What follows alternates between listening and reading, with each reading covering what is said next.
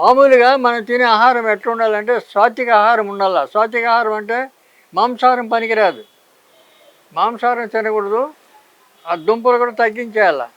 తర్వాత ఆకుకూరలు ఎక్కువ తినొచ్చు. ఆకుకూరల్లో మళ్ళీ ఈ పుంటికూర అనేది తినకూడదు.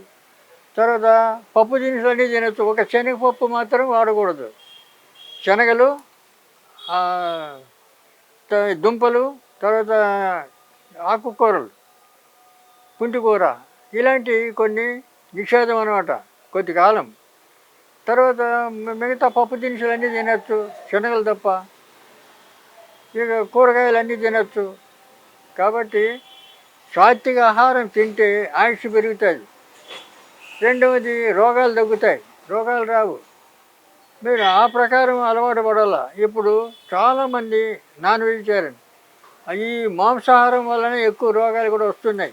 మీరు అది కూడా అర్థం చేసుకోవాలి. అందువల్ల మాంసాహారం పనికిరాదు. మన పూర్వీకులు చాలామంది మాంసాహారాలు అప్పుడు తినే మాంసాహారాలు వేరు, ఇప్పుడు తినేవి వేరు. కాబట్టి అప్పుడు కాలం అప్పుడు పుట్టిన వాళ్ళు ఏమి లేకుండా సాధారణంగా జనరల్గా పుట్టిన వాళ్ళంతా కూడా 100 సంవత్సరాలు హాయిగా బతికారు, ఏ రోగం లేకుండా. మరి ఇప్పుడు మనం పుట్టిన బిడ్డ బయటకు వచ్చినప్పటి నుంచే సమస్యలే, అన్ని రోగాలే. ఇవన్నీ ఎందుకు వస్తున్నాయి? మన యొక్క ఆహార పద్ధతులు, రెండోది మన క్రమశిక్షణ లేనటువంటి జీవితం, అందువల్ల ఇవన్నీ వస్తున్నాయి. వీటి వల్ల కాపాడుకోవాలంటే ఒక ఆయుర్వేదమే శ్రేష్టమైనది. కాబట్టి దీనికి మళ్ళా అలోపతి మందులు వాడితే ఇంకా లేని రోగాలు వస్తాయి. ఈ అలోపతి అంతా కెమికల్. ఆ కెమికల్ వల్ల బాడీ చెడిపోతుంది కానీ బాడీ బాగుపడదు. ఆయుర్వేదం అది కాదు, జీవాన్ని పోస్తుంది. ఆయుర్వేదం అంటేనే ఆయుష్ పోసేది. కాబట్టి ఆయుర్వేద మందులనే మీరు నమ్మాలి, ఆయుర్వేదాన్ని వాడాలి. ఎక్కడైనా ఇప్పుడు ఆయుర్వేద వైద్యులు, అనుభవజ్ఞులు ఎక్కడ ఉంటే అక్కడ ఆయుర్వేద వైద్యుల్ని కలవాలి మీరు. వాళ్ళ సలహా ప్రకారం వాడుకుంటే మీకు ఎలాంటి ఇబ్బందులు ఉండవు. కాబట్టి మీరు తినే ఆహారం, మనం చేసే వృత్తి వ్యాపారాలు, తర్వాత ఇటువంటి వాటిలో కూడా కొంచెం క్రమశిక్షణ పాటించాలి. క్రమశిక్షణగా ఉండి సమయానికి తినడం, టయానికి నిద్రపోవడం, ఇటువంటి పని చేస్తే బాగుంటుంది. కొంతమందికి అనేకమైన ఆలోచనలు వస్తుంటే మాకు నిద్ర పట్టలేదు అంటారు.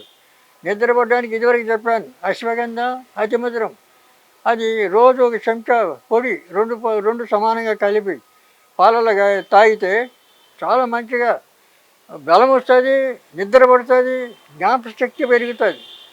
కాబట్టి అది 2 మూలికలే, అతిమధురం, అశ్వగంధ. కాబట్టి ఇటువంటివన్నీ ప్రాణానికి ప్రమాదం లేనటువంటివి. ఆయుర్వేదంలో ఏ వస్తువు కూడా ప్రమాదమైనవి కాదు. అన్ని జీవాన్ని కలిగేసే, జీవాన్ని పోసే యొక్క ఔషధీయులు. ఈ ఔషధులు జైవ శిక్ష వల్ల మనకు అనేకం ఉన్నాయి. అవన్నీ మనం తెలుసుకొని వాడుకోవడానికి మనకు మన ఆరోగ్యానికి ఎంతో అవసరం చెప్పి మనవి చేస్తున్నాను.